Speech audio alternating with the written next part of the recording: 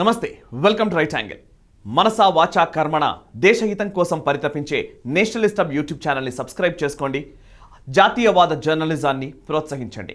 ఇక ఇవాల్టి టాపిక్లకు వెళదాం. పంచభూతాల్లాగే 5 తరాల తరంగ ప్రయాణమే ఆధునిక సాంకేతిక ప్రగతికి తార్కాణం.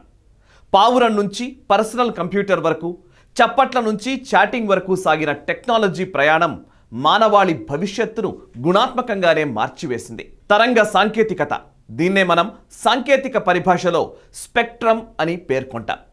2G కుంభకోణంతో స్పెక్ట్రమ్ అనే మాట జన జీవితానికి పరిచయమైంది.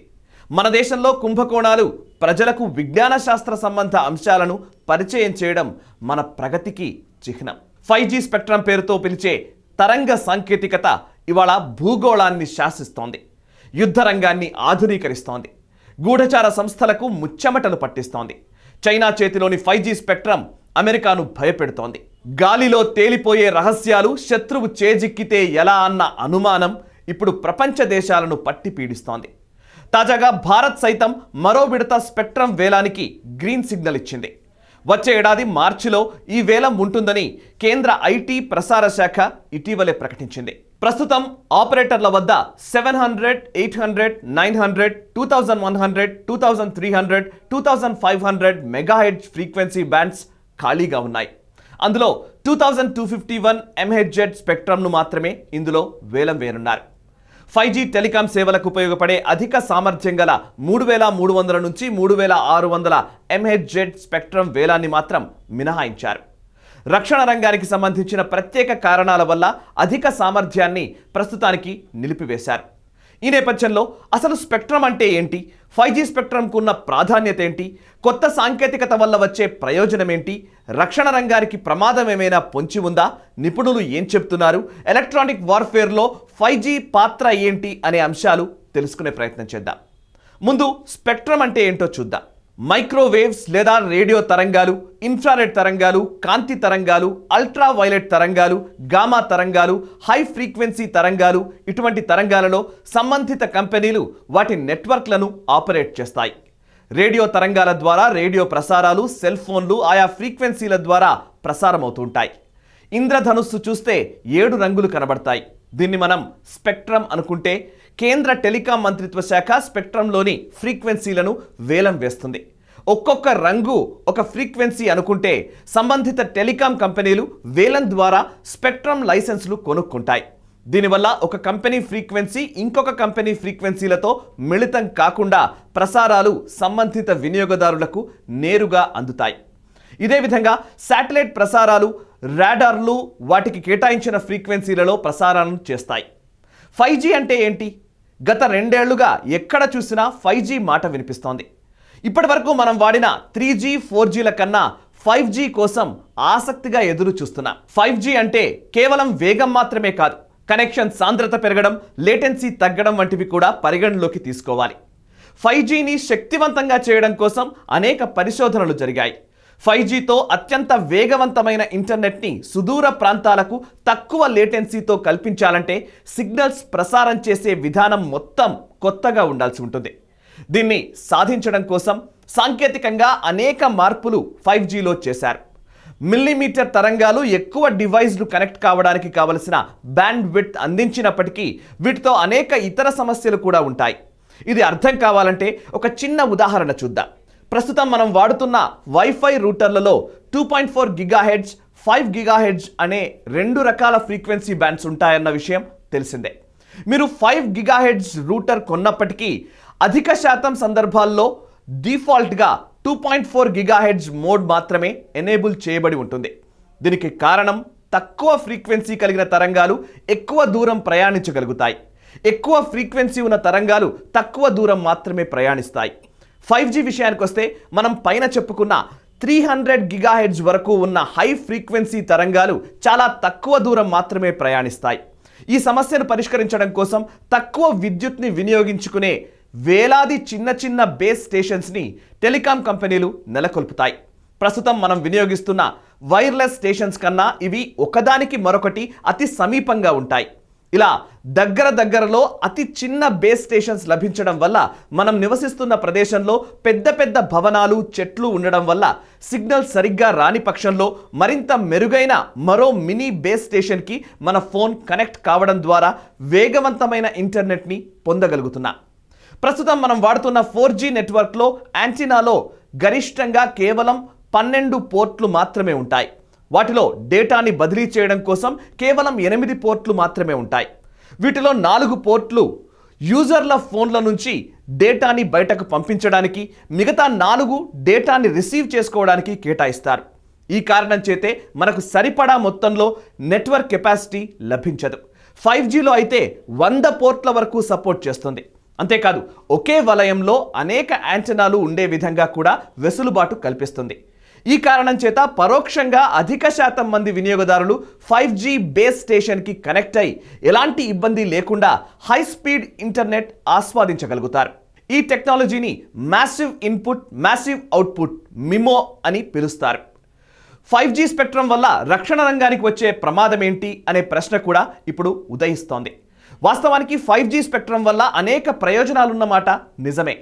దాదాపు రాబోయే దశాబ్దం వరకు 5G స్పెక్ట్రమ్ వల్ల సామాజిక జీవితంలోనే కాదు వాణిజ్య సైనిక వ్యవహారాల్లోనూ అనేక ఉపయోగకరమైన మార్పులు వచ్చే అవకాశాలను కాదనలేం. అదే సమయంలో రక్షణ సంబంధమైన సమాచారం ప్రమాదంలో పడుతుందనే అంచనాలు కూడా వెలువడుతున్నాయి. 5G స్పెక్ట్రమ్ వేలం ప్రకటన వెలువడిన తర్వాత రక్షణ రంగంలోని సాంకేతిక నిపుణులు అనేక కొత్త సవాళ్లను ప్రస్తావిస్తున్నారు. చైనాకు చెందిన హువావే ZTE సంస్థలు 5Gని సమన్వయం చేసే సాంకేతికతను మార్కెట్ చేస్తున్నాయి.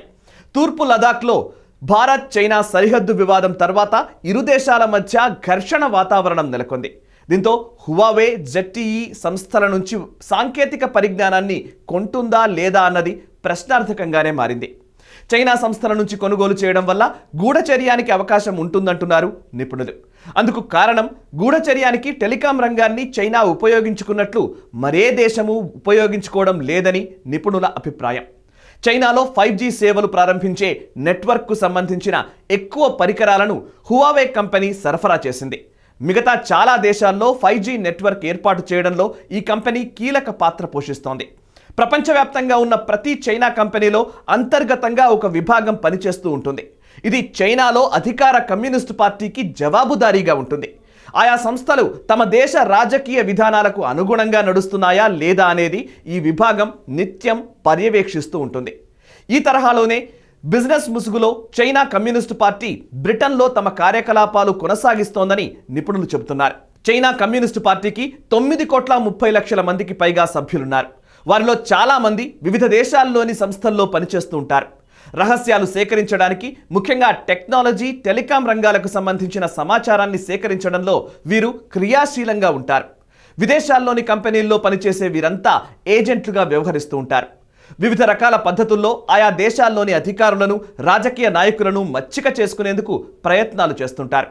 5G స్పెక్ట్రమ్ అనుసంధానానికి సంబంధించిన మెషినరీ చైనా కంపెనీలతో పాటు ఎరిక్సన్, నోకియా, క్వాల్కామ్ లాంటి సంస్థల వద్ద సైతం లభిస్తోంది. హువావే ZTE సంస్థల మెషినరీని కొంటే ట్రాప్ డోర్ ద్వారా గూఢచర్యానికి పాల్పడే ఛాన్స్ ఉందంటారు నిపుణులు. 5G టెక్నాలజీలో సర్వవ్యాప్తంగా ఉండే సిగ్నలింగ్ వ్యవస్థ కారణంగా సైన్యానికి సిగ్నల్ జామింగ్ అనే అవరోధం ఏర్పడే ప్రమాదం కూడా పొంచి ఉంది. సైనిక వ్యవహారాల్లో 5G వల్ల గుణాత్మకమైన మార్పులు వస్తాయంటారు సైనిక నిపుణులు. అనేక ఉపయోగాలతో పాటు ప్రమాదాలు కూడా పొంచి ఉన్నాయని హెచ్చరిస్తున్నారు. అధిక వర్షపాతం, మంచుతో కప్పబడే పర్వత ప్రాంతాలు, ఎత్తైన వ్యూహాత్మక ప్రాంతాల పర్యవేక్షణలో 5G స్పెక్ట్రమ్ ఉపయోగపడుతుంది. డిఫెన్స్ ఎలక్ట్రానిక్ వ్యవస్థలో సైతం మార్పులు వస్తాయి. సైన్యం వాడే వాకీటాకీల ఫ్రీక్వెన్సీలు మారడం వల్ల కమ్యూనికేషన్ వ్యవస్థ మెరుగుపడుతుంది. మొత్తంగా 2020 జనవరి తర్వాత ఎలక్ట్రానిక్ వార్ఫేర్ విషయంలో శ్రద్ధ పెట్టక తప్పని స్థితి ఏర్పడింది. విలక్షణమైన సమాచార ఆయుధీకరణ, ద వెపనైజేషన్ ఆఫ్ ఇన్ఫర్మేషన్ అనే కొత్త అంశం ప్రపంచ యుద్ధ నిఘంటువులోకి వచ్చి చేరింది. సమాచార ఆయుధీకరణ అర్థం ఏంటంటే రకరకాల సమాచారాన్ని విస్తరిస్తూ శత్రువు లక్ష్యాలను మనమే నిర్దేశించడం అన్నది దీని ముఖ్య లక్ష్యం. ఇది అత్యంత ప్రమాదకరం.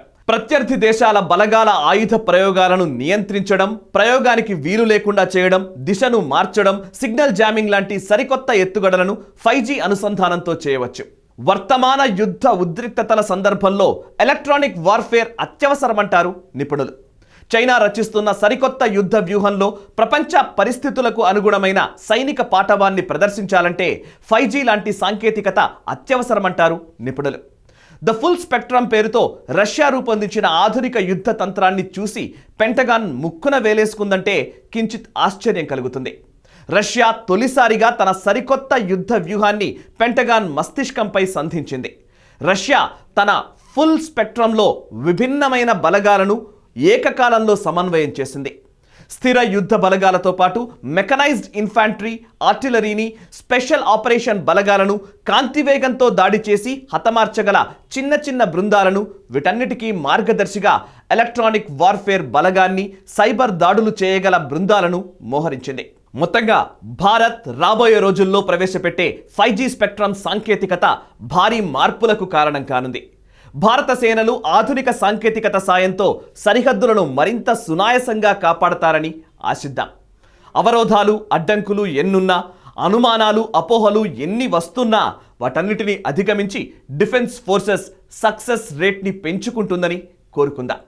ఈ వీడియో నచ్చినట్టయితే వెంటనే లైక్ చేయండి, 10 మందికి షేర్ చేయండి అండ్ మీ కమెంట్స్ రూపంలో మీ అభిప్రాయాలు మాతో పంచుకోండి.